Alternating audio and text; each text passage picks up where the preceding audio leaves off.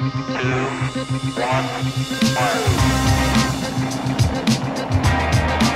me set it off.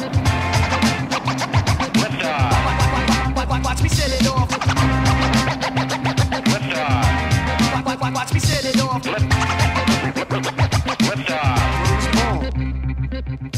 It's been great, man. This is the last show.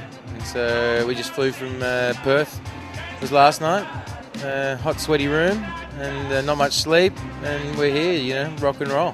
Should pretty much be sold out. Pretty much sold out the whole run. So it's been really cool. And good responses from the crowds.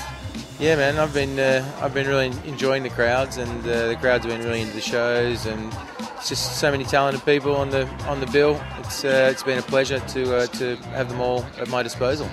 How do you go? I imagine you'd be more at home, sitting at home by yourself, producing music. How do you go trampsing 8 other musos around the country with you? Yeah, I mean, I do like just sort of getting lost in the music at home. It's a good part of what I do, but it's been great, man. It's a lot of work. Next time I think I'll get a tour manager.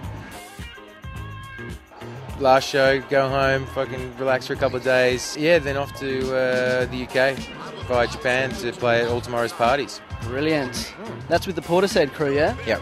So yeah, going to go over and spend a bit of time with those cats and see the label that I'm signing to over in Europe and stuff as well, and back for Good Vibrations and a couple of other festivals which will sort of take me to the end of Feb really. All the stuff I've got booked is all with like at least six of us. So I'm really enjoying doing the live thing. Stu Hunter on keys has been awesome working with him. Leroy's always a pleasure to work with, and that's the band. So just keep involving different vocalists around sort of that core sort of format. I find us crap shitty. Sambo's getting props for trying to act witty.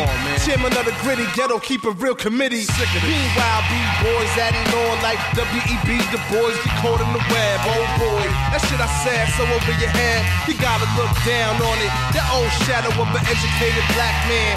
Even if I kept it funky as the Gap band. Don't mention the chains, drugs, bitches, and gats. Damn, niggas be like I ain't trying to hear that crap, man. What's left for me to relate to? That ultimate breaks you, self-hateful, grateful, mentally dead. Mentality says real niggas don't give a fuck, and real niggas don't die. Cause they was never alive. Replace the why with the derogatory reply. Replace the law with the lie.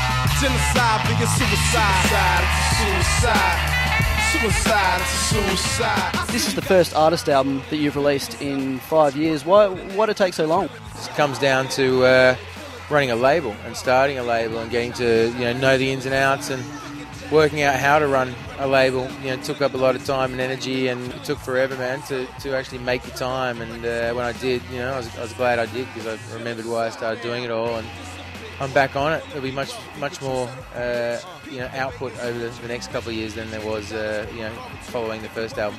You must be happy with the result too. It's been getting a flogging on radio, and reviewers have been falling over themselves. Yeah, it's been great, man. I'm just glad people are feeling it.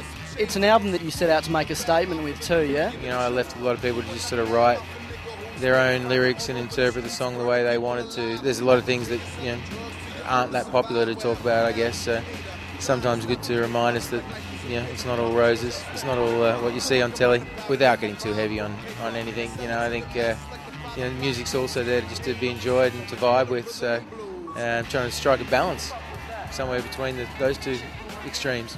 Sweet, Ash, we'll get out there, have a good one tonight. Yeah, man, it's nearly time to go on, so you'll catch some more footage of me on there. Yo, Katalyst, drop that beat.